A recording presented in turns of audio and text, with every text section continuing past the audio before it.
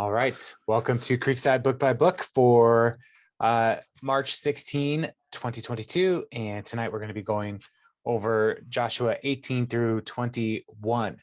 And last time we were looking at the divisions of the land, and it was a lot of really exciting stuff on divisions of the land. And there's more of that today.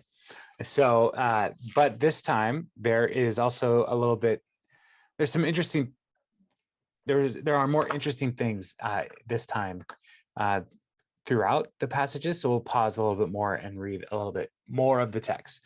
So let's just jump right in.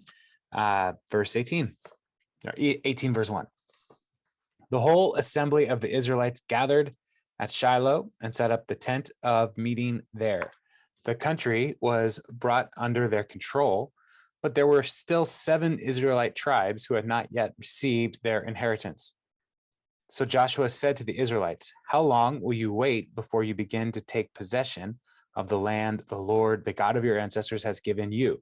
Appoint 3 men from each tribe. I will send them out to make a survey of the land and to write a description of it according to the inheritance of each. Then they will return to me. You are to divide the land into 7 parts.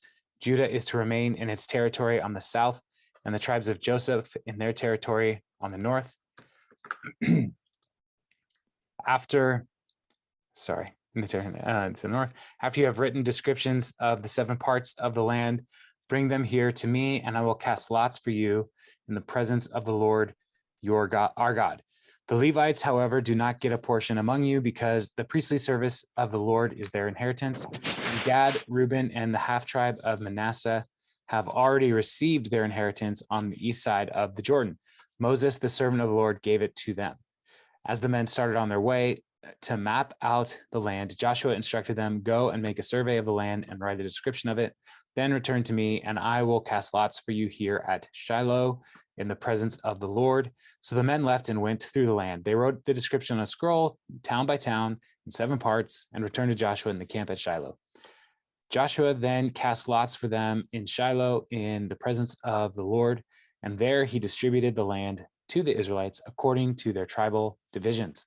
All right, so one of the first key things in this section is setting up the tent of meeting at Shiloh. And so this is going to be, for a good long while, the place where the tabernacle is established. And so this is a central location, and I have that same map that I had last time. So let me share my screen here with you. Let's share this right here, share. And I have Shiloh is right here. And so it's a central location in the land. And it is the place where the tabernacle is. It's going to be kind of the civic center, if you will, of the nation for the time being, until they establish the capital of Jerusalem. Shiloh really is going to be the main thing there. And so when we get to the book of 1 Samuel, we'll see that Eli, the priest at the time, is still ministering in Shiloh. So that's an important establishment of that. But then Joshua is talking to them, and he points out, like, you have not yet taken your land. So there's 7 tribes who haven't gone and established themselves in the land, and so they need to get moving. And so Joshua then is asking them, first of all, to pick 3 people from each tribe, and they are surveyors. They're going to go out and survey the territory so that they can have an adequate description of the land and the territories as they are casting lots for the tribes to know where they are going.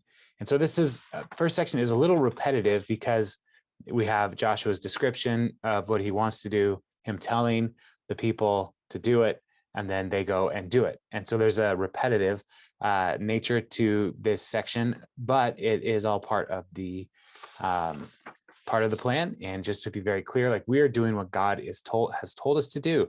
you are supposed to go and move into the land. So they start by, so they'll come back and they'll cast lots for it. And so we get the land for these territories. And so they must have cast lots, and then we get to read about what they did. So the first one is for Benjamin. And I'm going to just go ahead and read this so you get a feel for the land layout. The first lot came up for the tribe of Benjamin according to its clans. Their allotted territory lay between the tribes of Judah and Joseph. On the north side of their boundary began at the Jordan, passed onto the northern slope of Jericho, and headed west into the hill country, coming out at the wilderness of Beth Aven. From there, it crossed over to the south lope of Luz, that is Bethel, and went down to Adaroth, Adar, on the hill south of Lower Beth Horon. From the hill facing Beth Horon on the south of the boundary, turned south along the western side and came out at Kiriath Baal, that is Kiriath Jearim, a town of the people of Judah. This was the western side. The southern side began on the outskirt of Kiriath Jearim on the west, and the boundary came out at the spring of the waters of Nephatoah. The boundary went down to the foothill facing the valley of Ben Hinnom, north of the valley of Rephaim. It continued down to Hinnom Valley along with the southern slope of the Jebusite city, and so to En Rogel. It then curved north, went to En Shemesh, continued to Gelioth, which faces the pass of Adumim, and ran down to the stone of Bohan, son of Reuben. It continued to the northern slope of Beth Arabah and on down into the Arabah. It then went to the northern slope of Beth Hoglah and came out to the northern city bay on the Dead Sea at the mouth of the Jordan in the south. It's the survey. This was the southern boundary. I guess it's Benjamin. The Jordan formed the boundary on the eastern side. There were the boundaries that marked out the inheritance of the clan of Benjamin. The tribe of Benjamin, according to its clans, had the following towns: Jericho, Bethel, Lagah, Emek, Keziz, Beth Arabah, Zemarim, Bethel, Avim, Para, Ophrah, Kephar, Ammoni, Ophni, Geba, 12 towns and their villages: Gibeon, Ramah, Beeroth, Mitzpah, Kerapha, Moza, Rechem, Irpil, Taralah, Zelah, Elapah, the Jebusite city, that is Jerusalem, Gibeah, and Kiriath, 14 towns and their villages. This was the inheritance of Benjamin for its clans. All right, so I'm not going to read all of them that way. I just wanted you to get a feeling for how this shapes out, because they're giving this survey, giving you all of these different turn by turn essentially directions. And so let me bring up the map so you can see again where this is. So the tribe of Benjamin is this gray spot right here. And so this is Judah, and the tribes of Joseph, Ephraim, and Manasseh are up here. And then the tribe of Dan is right here. So yeah, so all of those little turn by turn, the different cities are all in this one space. Now, Benjamin does not have a very large piece of land, and some of the key pieces in the land include Jericho, Bethel, and the Jebusite city, which is Jerusalem, right? So Jerusalem will become the capital of the nation under King David, but eventually it's going to be assumed into the tribe of Judah, because it's like right in this area. So I don't know why it's not on this map, but yeah, so that's that is the Benjaminite tribes.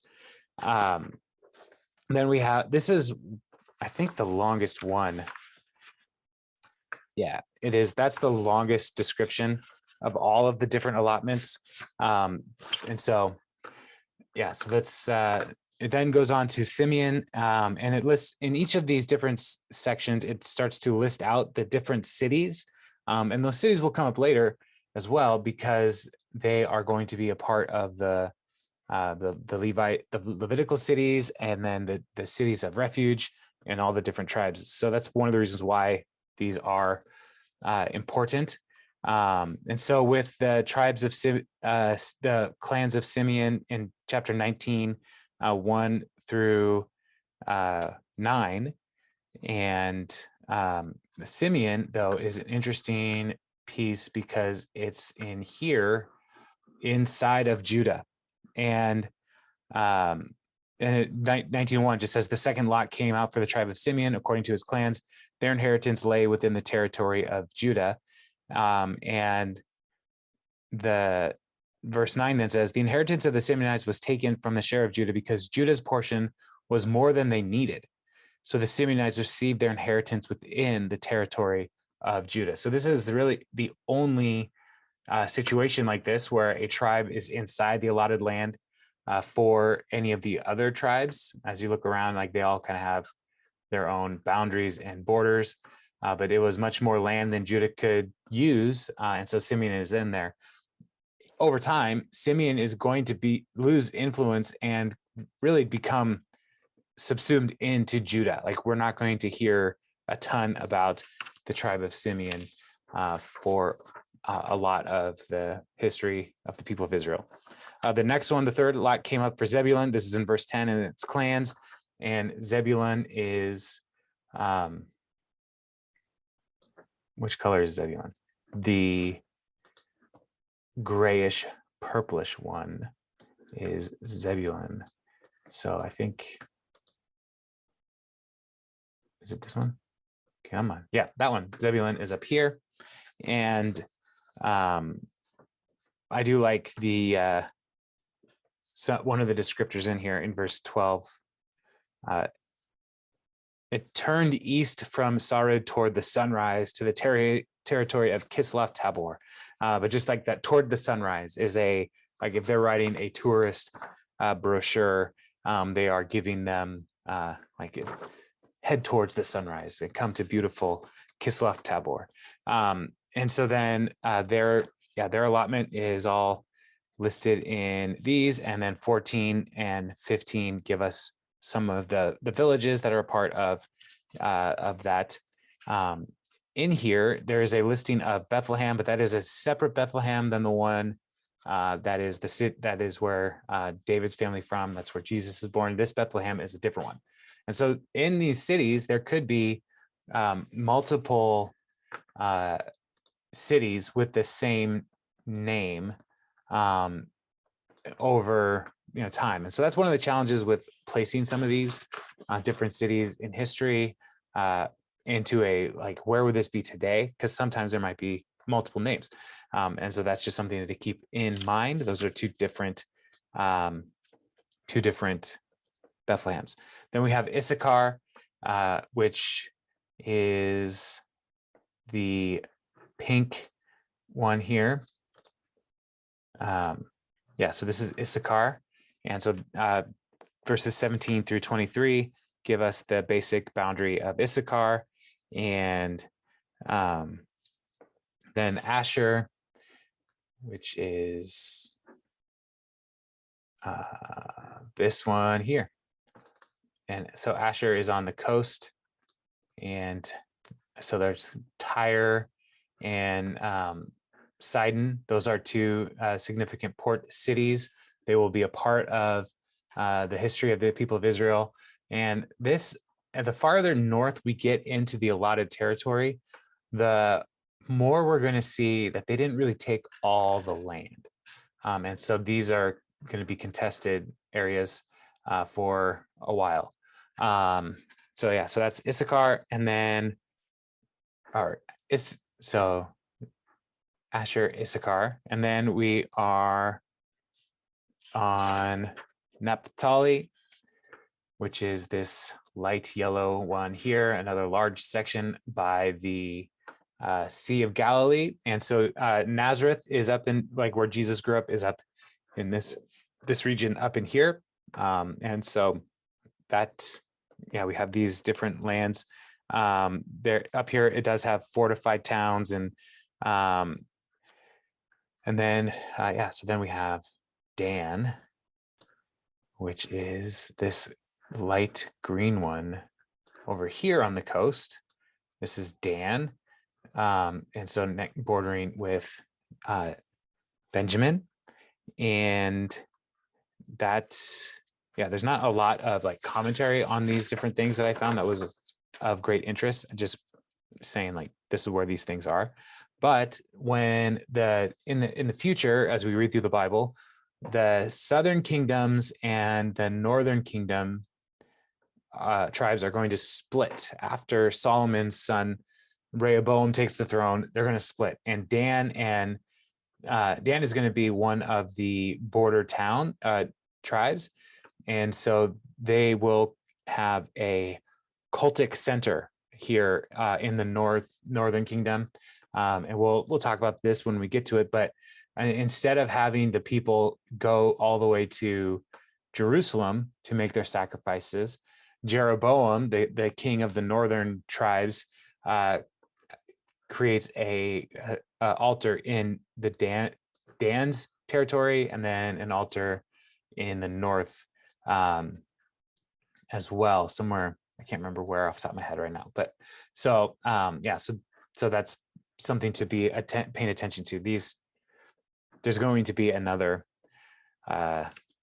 temple, shrine, altar set up in the future, which is part of their rebellion against the Lord. And so all of the tribes now have their territory. They're all in place. And then in verse 49, it says, when they had finished dividing the land into the allotted portions, the Israelites gave Joshua, son of Nun, an inheritance among them, as the Lord had commanded. They gave him the town he asked for, Timnath Serah, in the hill country of Ephraim, and he built up the town and settled there. These are the territories that Eleazar the priest, Joshua son of Nun, and the heads of the tribal clans of Israel assigned by lot at Shiloh in the presence of the Lord at the entrance to the tent of meeting. And so they finished dividing the land. Now, we don't have a specific command in the law that we've read so far where Joshua was the people, or the Lord told the people to give Joshua the land. So here it says, as the Lord had commanded them, but we don't know where that command is. But it's interesting. Caleb is early on saying, I'm 85. I'm still able to take the land. I want Hebron. I want to take this hill. And so they do that early in the allotment. But here at the end of the dividing up of the land, Joshua takes land in the land of Ephraim, and it's Timnath Serah. And Timnath Serah, it means leftover. Like he took the land that was left over, and which is just an interesting character for us as we think about Joshua. He didn't demand the first things; he took what was remaining, and so all of these divisions were all a part of the Lord's direction for them to divide the land amongst all the tribes, to cast lots to determine who gets what, and so it was not a like a game of chance or a gambling to determine who gets what, but it was saying let the Lord decide which tribe gets which territory. And so so they're going to start moving and start repopulating these cities. They will have problems as they are not fully driving out all of the different neighboring kingdom or nations, and the Canaanites are going to be around, and it's going to be a challenge for the people. So that's something to keep in mind as we read through the historical books. Chapter 20 then starts setting up these cities of refuge. Now, if you remember, Reuben, Gad, and the half tribe of Manasseh, we have Levitical cities already established on the east side of the Jordan River, but now they're going to make sure that they also do the west side of the Jordan River. And so that's the next section in chapter 20. It says, then the Lord said to Joshua, tell the Israelites to designate the cities of refuge as I instructed you through Moses, so that anyone who kills a person accidentally and unintentionally may flee there and find protection from the avenger of blood. When they flee to one of these cities, they are to stand in the entrance of the city gate and state their case before the elders of that city. Then the elders are to admit the fugitive into their city and provide a place to live among them. If the avenger of blood comes in pursuit, the elders must not surrender the fugitive because the fugitive killed their neighbor unintentionally and without malice aforethought. They are to stay in the city until they have stood trial before the assembly and until the death of the high priest who was serving at that time. Then they may go back to their own home in the town from which they fled. So they set apart Kadesh in Galilee in the hill country of Naphtali, Shechem in the hill country of Ephraim, and Kiriath Arba, that is Hebron, in the hill country of Judah. East of the Jordan on the other side of Jericho, they designated Bezer in the wilderness of the plateau in the tribe of Reuben, Ramoth in Gilead in the tribe of Gad, and Golan in Bashan in the tribe of Manasseh. Any of the Israelites or any foreigner residing among them who killed someone accidentally could flee to these designated cities and not be killed by the avenger of blood prior to standing trial before the assembly. And so we've talked about this a couple times as they are giving these laws, but here we do have a bit of an expansion on what the person is supposed to do. So if somebody has accidentally killed somebody, like an axe head flew off the axe handle and killed somebody as they were chopping wood, it was not something that somebody did out of anger. It was a pure accident. They could go to one of these cities, and here they are told to make their case to the elders before the elders then welcome them in to the city. And this is one of the, it's part of a hospitality code where if people are coming to you in the ancient world, people are coming to you for protection, for provision, they are under the protection of your house. And so this is essentially like saying the city of refuge is a house then, where that city is being that the hospitable force that is keeping somebody protected from the avenger of blood. And so, but again, we see these stipulations. They have to stay there throughout the trial, and then also until the high priest dies. And that's one of the questions that came up again in reading about this. We read about that before, but here again, they're saying we're not entirely sure why the death of the high priest is important to when that person could leave.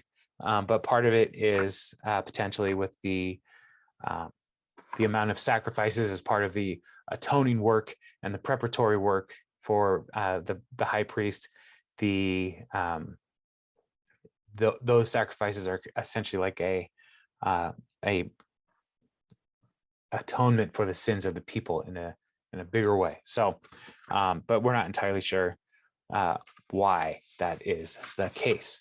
So these are also Levitical cities that so there's a priest in those towns. Like there are, it's a religious center where they can also work these things out. But the elders, I do think it's important to note that elders have to hear the case, welcome the person, and then while the investigation is happening into whether or not this is a homicide or a case of manslaughter, they are protecting them. It's not just that somebody can just run and just say, no, you have to let me in. There's a whole procedure of verifying their story. So that's the Levitical or the cities of refuge. And then chapter 21 gets into the cities for the Levites. Chapter 21 says, now the family heads of the Levites approached Eleazar the priest, Joshua son of Nun, and the heads of the other tribal families of Israel at Shiloh in Canaan, and said to them, the Lord commanded through Moses that you give us towns to live in with pasture lands for our livestock. So as the Lord had commanded, the Israelites gave the Levites the following towns and pasture lands out of their own inheritance. The first lot came out for the Kohathites according to their clans. So Levi had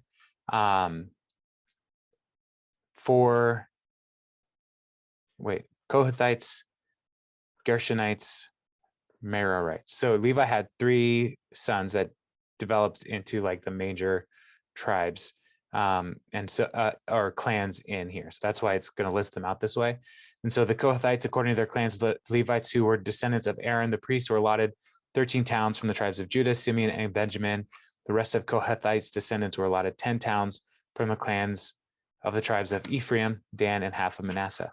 The descendants of Gershon were allotted 13 towns from the clans of the tribes of Issachar, Asher, Naphtali, and half tribe of Manasseh and Bashan. The descendants of Merari, according to their clans, received 12 towns from the tribes of Reuben, Gad, and Zebulun. So the Israelites allotted to the Levites those towns and their pasture lands as the Lord had commanded through Moses.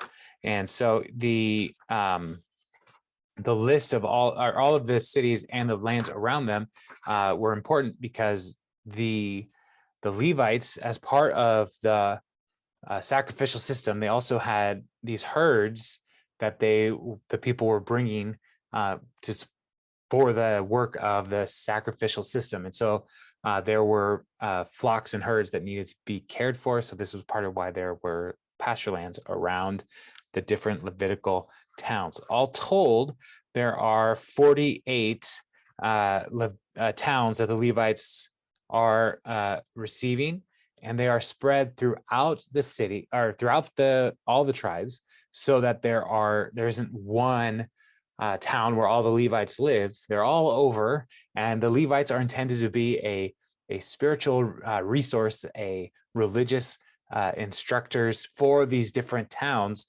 so that people don't have to go too far to go see a priest or to have a priest come and see them. Because remember, we had these laws about things like skin disease, mildew in the house, and uncleanness and purification.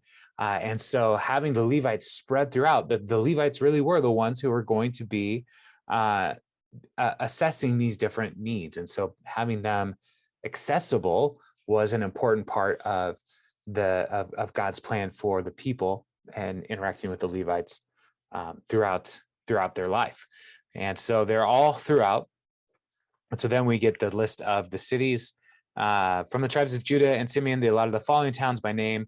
These towns were assigned to the descendants of Aaron, who were from the Kohathite clans of the Levites, because the first lot fell to them. They gave them Kiriath Arba, that is Hebron, and its surrounding pasture land and hill country in Judah. Arba was the forefather of Anak, and so Arba, Anak, Anakim, so the Hebron is also the town that Caleb wanted to take, and so Caleb is a mighty man for God, and he's fighting the Anakim, the descendants of the Anakim, who were mighty men.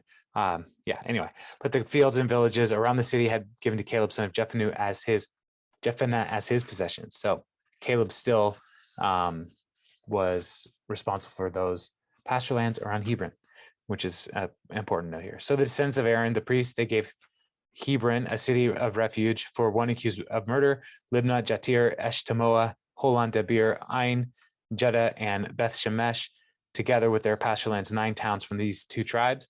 And from the tribe of Benjamin, they gave them Gibeon, Geba, Anathoth, and Almon, together with their pasture lands, 4 towns. The total number of towns for the priests, the descendants of Aaron, came to 13, together with their pasture lands. And sorry, I have a note here. Beth Shemesh later on is going to come up in the story again, when they are the people are going to lose the ark to the Philistines, and then the Philistines are going to have trouble with the ark in their temple to their God, and so they send it back, and it ends up in Beth Shemesh. And then, so that's just something to note here. Verse 20, the rest of the Kohathite clans of the Levites were allotted towns from the tribe of Ephraim. In the hill country of Ephraim, they were given Shechem, the city of refuge, for one accused of murder, and Gezer, Kibzaim, and Beth Horon, together with their pasture lands, 4 towns.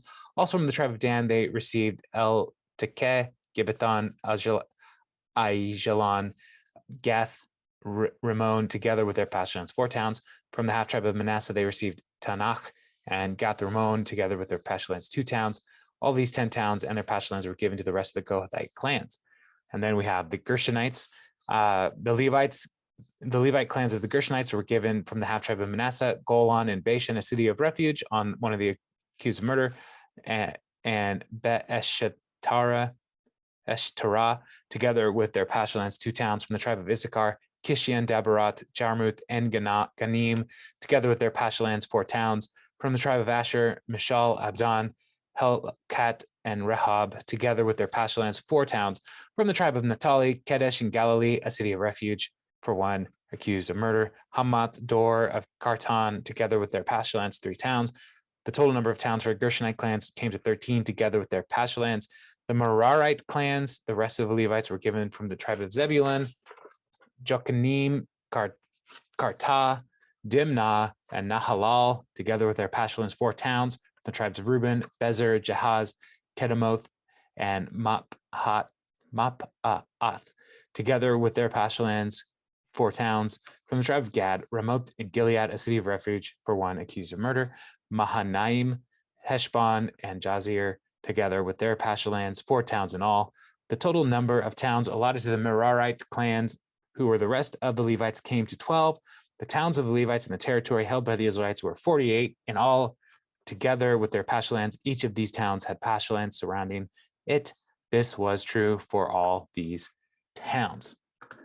So those, not some of the most exciting reading, I know, but all of these different places were given to the Levites. And so that's also part of the map here.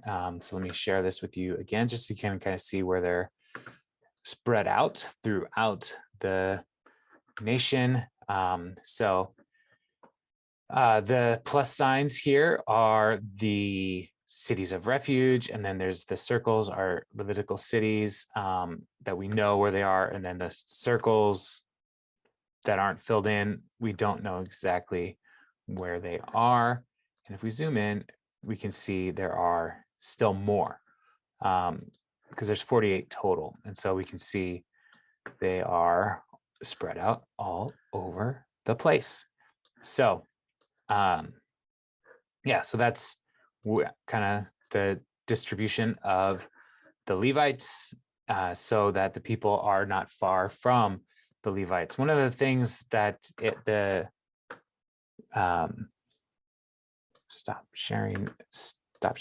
One of the things that Moses, when he's writing in Deuteronomy, he's writing to telling them about God's law, and he says it's not far away that you have to go find it, but God brought the law to you. And now with the Levites being distributed throughout the land, that's something else to keep in mind. Like, the Levites are the ones who are supposed to be well versed in the law, and so like the law and the representatives of the law are not far from you. Like, they are not unattainable. They're accessible people that can come and be a part of the life and rhythms of the people of Israel. Last section here in verse 43. So the Lord gave all the land he had sworn to give their ancestors, and they took possession of it and settled there. The Lord gave them rest on every side, just as he had sworn to their ancestors. Not one of their enemies withstood them. The Lord gave all their enemies into their hands. Not one of all the Lord's good promises to Israel failed. Everyone was fulfilled. So they have completed the necessary conquest at this point, and they know rest at this point. And one of the themes that we read about in the book of Hebrews is there's a theme of inheritance and entering into the rest of God's people.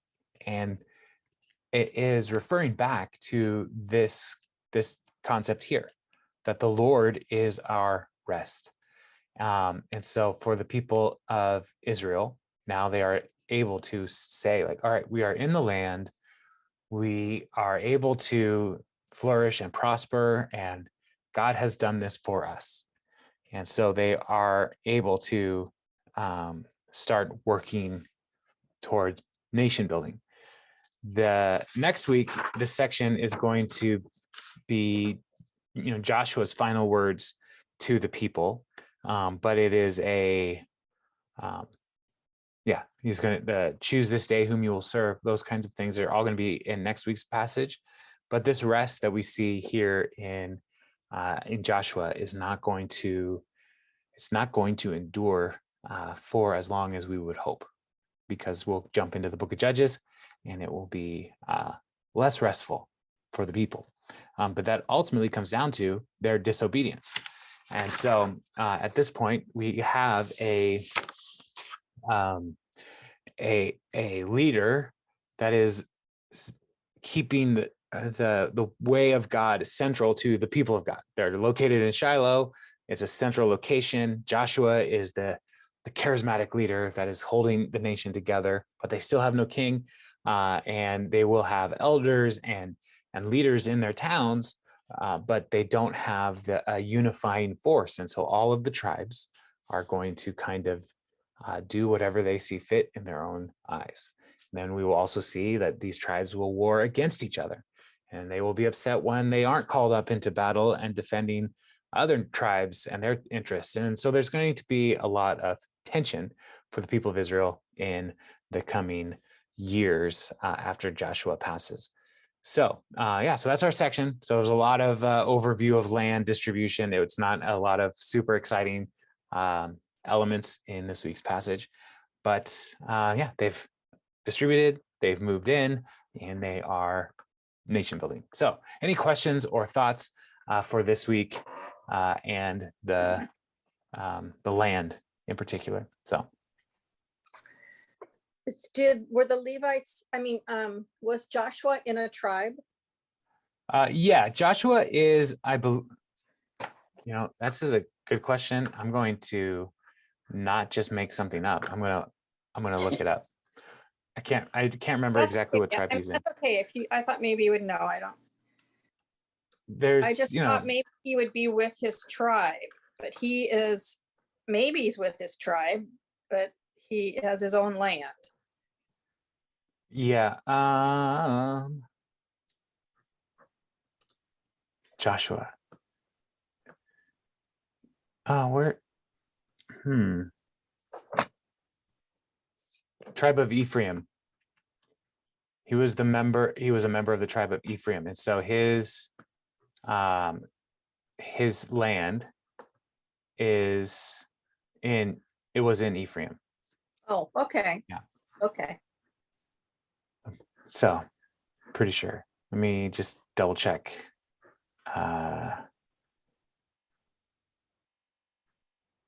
Where'd it go? Tribal inheritance. Because Ephraim. He wasn't your average Ephraimite. No, he was not. It was in Ephraim. Yeah. So he was with his tribe. He got the leftovers based on the town name. But yeah, he was unique. So all the other spies, remember they said that there's giants here and they didn't want to take the land. So Joshua is unique in his faithfulness, being from Ephraim, but it's really just him and Caleb. And so they're also the only two 85-year-old men who are coming into the land. They're it. No one else. They're the oldest people in Israel right now, is one way to look at this. And so, so they are unique. They are, important parts of the history. So, any other questions, thoughts?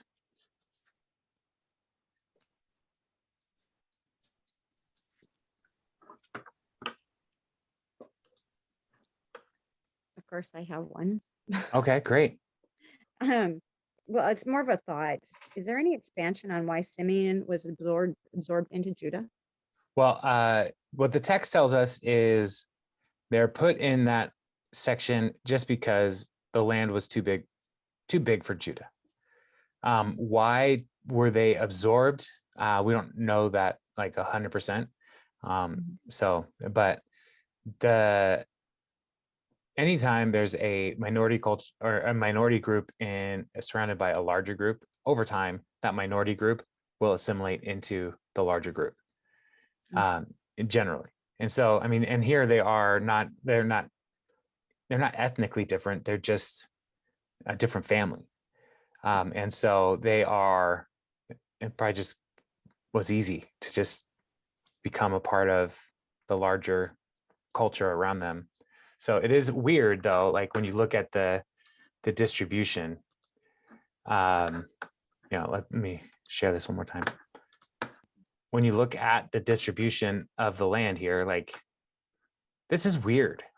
Like to have the tribe just right in the middle of Judah, knowing that like there's no reason why they couldn't have just like cut it, even like to say, Simeon, you can have from Gerar, like straight down across all the way to Tamar, right? They could have done that. I don't know why they didn't, but it's not really up to me. So yeah. So, but we're not really told why Simeon kind of veers away, but like these Eastern tribes, they also kind of drift away because, and we're not really told all of the reasons why, but they, this Jordan River separation does have a significant challenge in keeping people connected. So while the Eastern tribe of Manasseh could walk over to the tribe of Naphtali, that they could do that, but we don't really see a lot from them in the future. So Yeah, it's weird that they were plunked down right in the smack dab middle of it. No water access, no nothing. Yeah, it's weird. I don't know. So all right. Any Maybe other than fishers. what was that, Christy? Maybe they're more farmers than fishers. Yeah, maybe. One of the things like over the last couple of weeks watching the news and looking at the nations surrounding Ukraine, maps are weird, right? And like the division of land is strange. Like I don't know why Moldova is like blocked in. Like Ukraine has like this jet of land under Moldova that includes Odessa, and like it's like historically Ukraine. I get that, but like Moldova is like blocked in by Ukraine and Romania, and there's this little piece of land that is Ukraine that like it could be a port city for Moldova, but it's not. And I don't know. And so this kind of like breakup of the land here, like we have Simeon like just locked in here. We have Ephraim is this blue one here that doesn't have any access to the river or the Sea of the Mediterranean. And then also, which one is this up here? Zebulun also is like just locked in with no real access to the Sea of Galilee or the Mediterranean. So there's just, these divisions are weird to me. They don't really make good sense. So, but I'm not in charge of these things. So I just have to say it is what it is.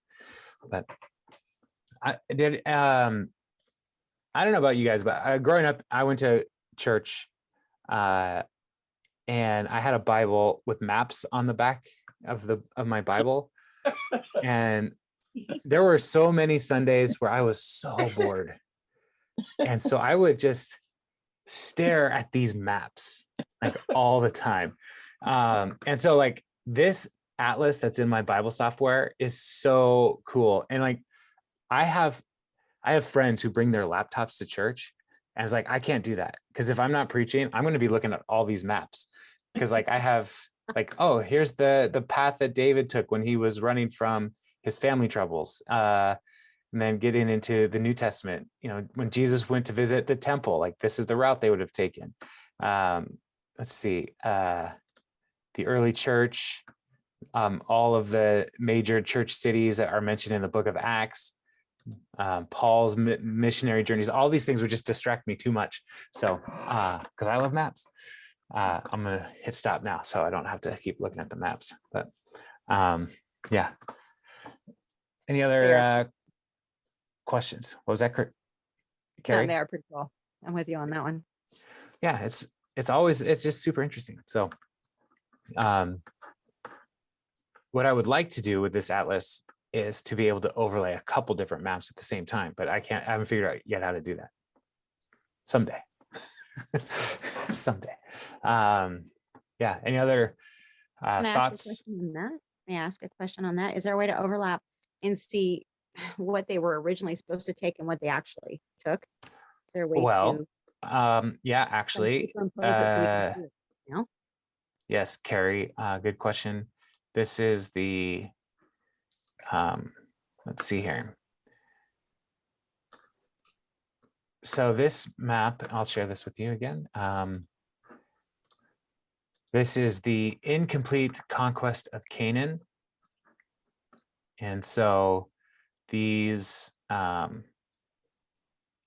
different, let's see, what's the key here? The flag is events with this location. So these are the different places where we know they did not drive out the enemy, the Canaanites. So they, as we read in this passage for Benjamin, here's Jerusalem right here. They said the Jebusite city. So right in between the tribe of Judah and the tribe of Benjamin, there's this city that is populated by Jebusites. And the Jebusites are not going to be driven out until David is king. And then they'll eventually drive the Jebusites out, and David will move in and make that the capital of the nation. And that will really, it's part of the tribe of Benjamin, but it's really going to be a part of Judah. So yeah, so these are the different places where we know that there is Canaanite strongholds there. So yeah, does that answer your question, Carrie? Kind of. I was overall, I'm just wondering, like right now, how much of it did they actually overtake as comparison to what God said, hey, this is your area, take it. Oh yeah, I don't have that map, but yes, I'm just kind of scanning through here. No, I don't have that all laid out. So No worries. I mean, I Yeah. can look at it, just from the written boundaries and try and look on it on the actual map and see. Just Right. hard because of the way the old area was in comparison to nowadays. Yeah. You Yeah, don't and know some of where- these places we don't know where they are.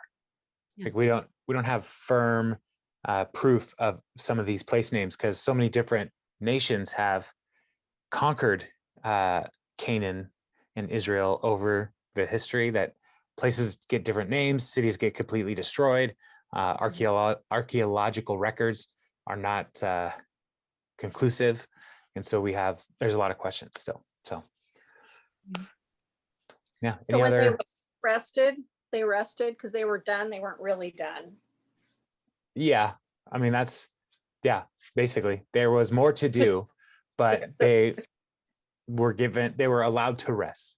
They So. needed to rest or whatever, but they really never weren't finished completely with what God wanted them to do. Right. All Yeah. right. All right.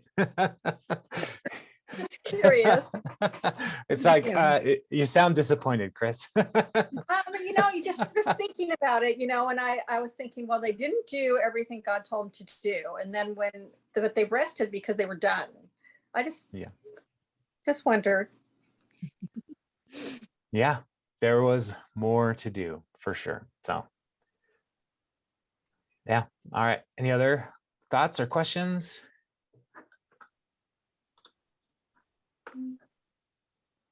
No? All right then. Well, I will let y'all go. I'm gonna hit stop record here, but I have a question for Stephanie that since you're here, I'd like to ask you a question. So I'm gonna hit stop recording, and I'll see you all later.